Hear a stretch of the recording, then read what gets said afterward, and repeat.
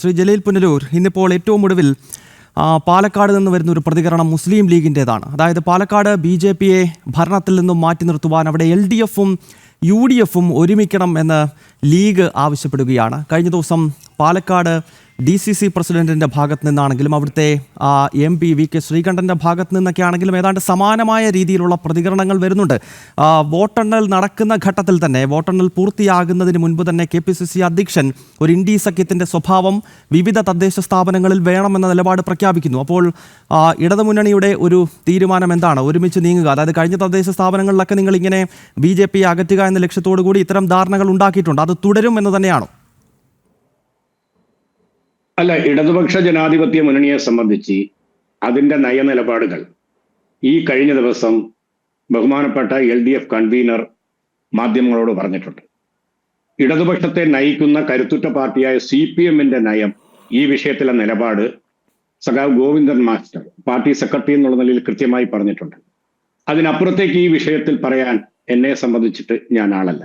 എന്നാൽ ഒന്നുണ്ട്, ഇടതുപക്ഷ ജനാധിപത്യ മുന്നണി കേരളത്തിലെ BJP-യെ ഒരു ശക്തിയായി കാണുന്നില്ല. BJP എന്തോ ഒരു മഹാസംഭവമാണെന്ന് വരുത്തി തീർക്കാൻ കുറെ ചാനലുകളും മുസ്ലിം ലീഗും കോൺഗ്രസുമൊക്കെ വ്യാപകമായ ശ്രമം നടത്തുന്നുണ്ട്. എന്നാൽ ഞങ്ങളെ സംബന്ധിച്ച് അത്തരത്തിലുള്ള ഒരു നിലപാടുമില്ല. ഇടതുപക്ഷം കൃത്യമായ നയനിലപാടുകളിലൂന്നി ഭൂരിപക്ഷ വർഗീയതയും ന്യൂനപക്ഷ വർഗീയതയും ഒരുപോലെ ചെറുത്തുകൊണ്ടാണ് ഈ നാട്ടിൽ പ്രവർത്തിച്ചുകൊണ്ടിരിക്കുന്നത്. ചില തെരഞ്ഞെടുപ്പുകളിൽ ഞങ്ങൾക്ക് വലിയ വിജയം ഉണ്ടായിട്ടുണ്ട്. ഞങ്ങൾ അഹങ്കരിച്ചിട്ടില്ല, അട്ടഹസിച്ചിട്ടില്ല. ചില തെരഞ്ഞെടുപ്പുകളിൽ ഞങ്ങൾക്ക് ചില തിരിച്ചടികൾ ഉണ്ടായിട്ടുണ്ട്. ആ തിരിച്ചടികളിൽ ഞങ്ങൾ നിരാശപ്പെട്ടിട്ടില്ല. തിരിച്ചടികളിൽ നിന്നും പാഠം ഉൾക്കൊണ്ടുകൊണ്ട് ക്രിയാത്മകമായി ഇടപെട്ടുകൊണ്ട് കൃത്യമായ ചർച്ചകൾ നടത്തി പാഠം പഠിപ്പിച്ചുകൊണ്ടും കൂടുതൽ കരുത്തോടെ മുന്നോട്ട് ജലീൽ പുനലൂർ, BJP-യെ ഭയമില്ലെങ്കിൽ പിന്നെ എന്തിനാണ് ഈ സഖ്യം ഉണ്ടാക്കിയിട്ടുള്ളത്? ഇപ്പോൾ കഴിഞ്ഞ 5 വർഷത്തെ ചരിത്രം നോക്കിക്കഴിഞ്ഞാൽ നിങ്ങൾ സഖ്യം ഉണ്ടാക്കിയിട്ടുണ്ടല്ലോ. ഇപ്പോൾ രമേശ് ചെന്നിത്തലയുടെ പഞ്ചായത്ത്, സ്വന്തം പഞ്ചായത്ത് ചെന്നിത്തല പഞ്ചായത്ത്, അവിടെ എന്താണ് കഴിഞ്ഞ 5 വർഷം സംഭവിച്ചത്? നിങ്ങൾ UDF-ഉം LDF-ഉം സഖ്യമായിരുന്നില്ലേ?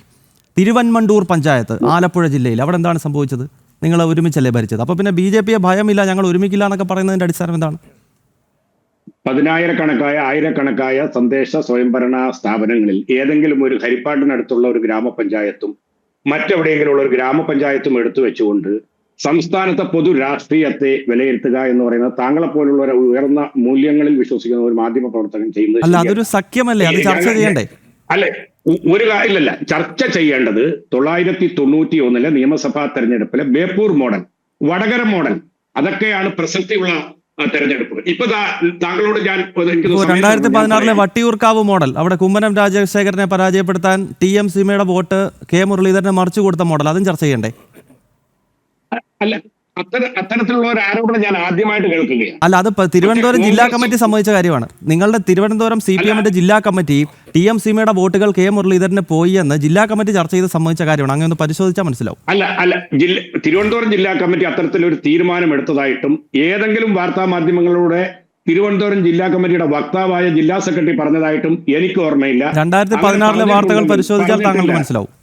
തീർച്ചയായിട്ടും അതൊക്കെ അടിസ്ഥാനരഹിതമായ വാർത്തകളാ. ഇടതുപക്ഷം ഒരു കാലഘട്ടത്തിലും BJP-യുമായോ തത്തുല്യമായ വർഗീയ സംഘടനകളുമായോ ഒരു നിലബാന്ധവും ഉണ്ടാക്കിയിട്ടില്ല എന്ന് വെച്ചാൽ ഇപ്പോൾ കൃത്യമായി പറയാൻ സാധിക്കും, കോൺഗ്രസ് ആയി നിലനിന്നിരുന്നുവെങ്കിൽ കേരളത്തിൽ BJP ഒന്നുമല്ല.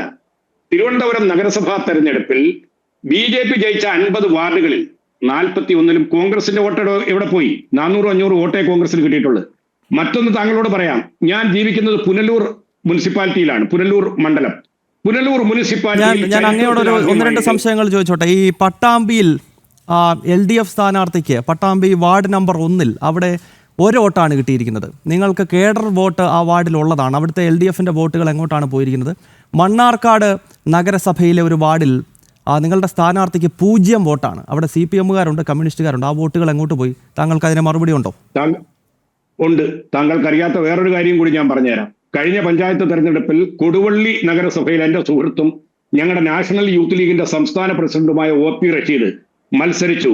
0 വോട്ടാണ് കിട്ടിയത്. എൻ്റെ സുഹൃത്താ, അതൊക്കെ ഇവിടെ ചർച്ച ചെയ്യേണ്ട ഒരു വിഷയമാണോ? അതൊക്കെ 10,000-കണക്കായ ഗ്രാമപഞ്ചായത്ത് വാർഡുകളിൽ പ്രാദേശിക വികാരങ്ങൾ, പ്രാദേശിക സഖ്യങ്ങൾ. നിങ്ങൾക്കറിയുമോ, താനൂർ മണ്ഡലത്തിലും മറ്റു പല മണ്ഡലത്തിലും കോൺഗ്രസും CPM-ഉം കൂടെ സഖ്യമായിട്ടാണ് മത്സരിക്കുന്നത്. താനൂർ മണ്ഡലത്തിൽ പല സ്ഥലത്തും BJPയും മറ്റു കക്ഷികളും മത്സരിക്കുന്നു.